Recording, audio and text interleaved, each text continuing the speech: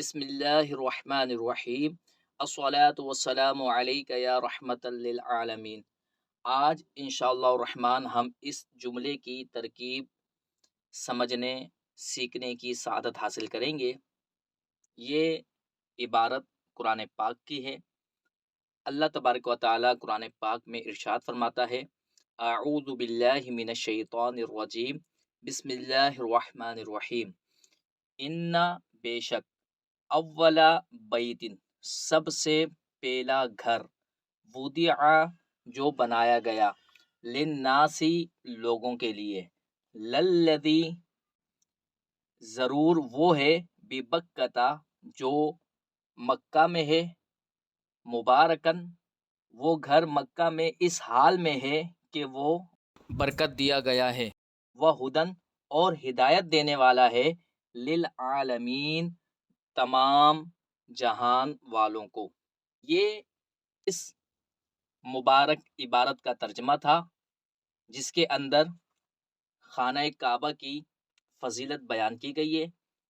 اب ہم اس کی ترکیب سیکھنے کی سعادت حاصل کرتے ہیں۔ انا حرف مشبہ بالفعل،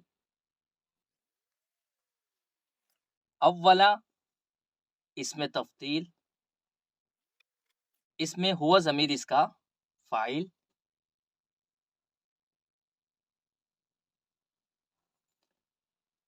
اس میں تفضیل اپنے ہوا ضمیر فاعل سے مل کر شبہ جملہ اسمیہ ہو کر یہ مضاف ہوا بیتین کے لیے۔ بیت یہ مضاف الیہ ہوگا، لیکن مضاف الیہ بنانے سے پہلے ہم اس کو بعد والے جملے سے جوڑتے ہیں۔ یہ نکرہ ہے اور نکرہ کے بعد جملہ آئے تو وہ جملہ نکرہ کی صفت بنتا ہے اور وہ نکرہ موصوف بنتا ہے۔ تو بیتن موصوف،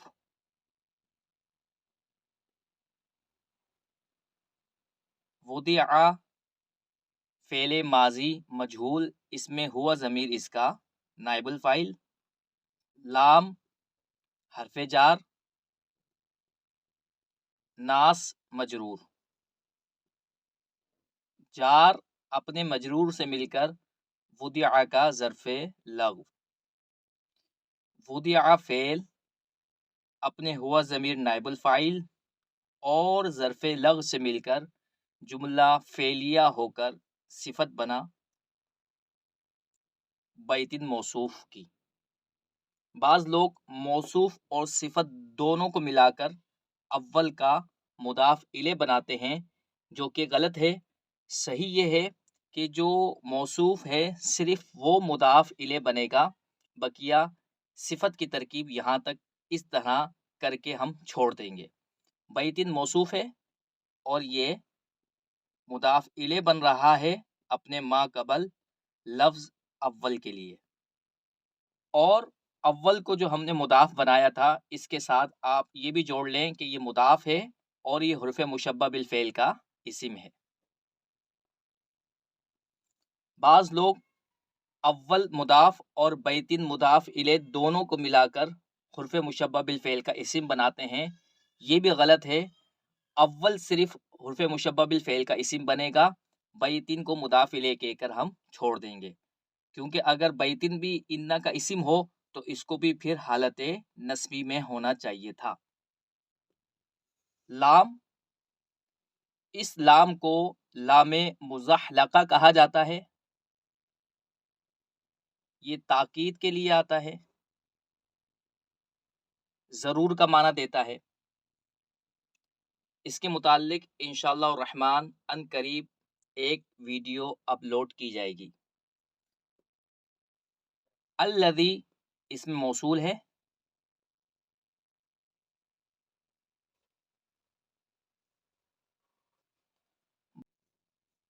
باجار،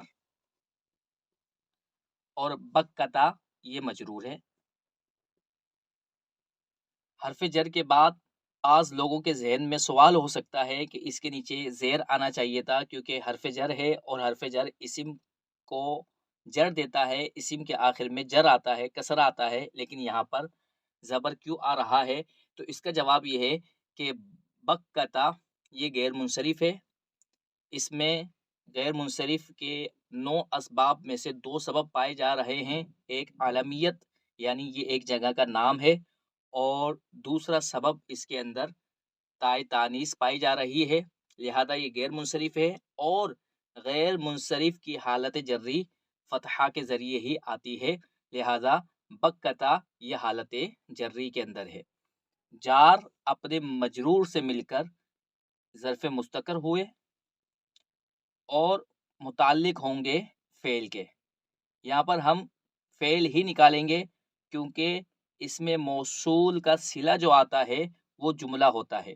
اگر ہم یہاں پر فعل نہیں نکالتے بلکہ شبہ فعل نکالتے ہیں تو شبہ فعل وہ صلہ بننے کی صلاحیت نہیں رکھے گا کیونکہ وہ جملہ نہیں ہوتا۔ تو ثبتا فعل، اس میں ہوا ضمیر اس کا فاعل جو الذی کی طرف لوٹ رہا ہے، ثبتا فعل اپنے فاعل اور ظرف مستقر سے مل کر جملہ فعلیہ خبریہ ہو کر میں موصول کے لیے صلہ بنا۔ بھی بکتا کی جو ہم نے ترکیب کی ہے اس کو صلہ بنایا ہے، اس کو اتنا ہی کہہ کر ہم چھوڑ دیں گے۔ آگے ترکیب کرنے سے پہلے یہاں پر اس میں موصول کو ہم ذوالحال بنائیں گے۔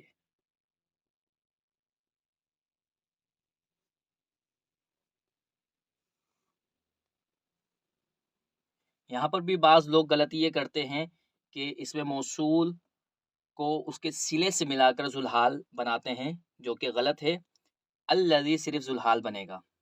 مبارکن یہ اس میں مفعول کا صیغہ ہے، اس میں ہوا ضمیر اس کا نائب الفاعل ہے، اس میں مفعول اپنے ہوا ضمیر نائب الفاعل سے مل کر شبہ جملہ اسمیہ ہو کر یہ معطوف علیہ بنے گا۔ واو حرف عطف اور ہدن یہ مصدر ہے اور یہ اس میں فاعل کی تعویل میں ہوگا، یعنی ہادین کی تعویل میں ہوگا۔ تو ہادین اس میں فاعل، ہادین کے اندر ہوا ضمیر اس کا فاعل، لام جار اور عالمین مجرور۔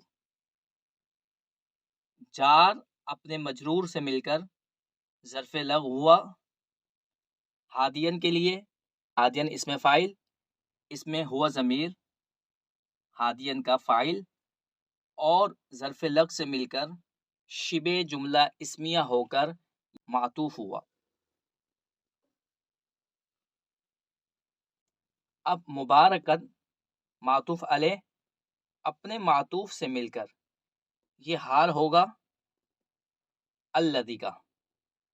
الذی اس میں موصول جو کہ ذوالحال بن رہا تھا، یہ حرف مشبہ بالفعل کے لیے خبر بنے گا، اس کو حال کہہ کر ہم چھوڑ دیں گے۔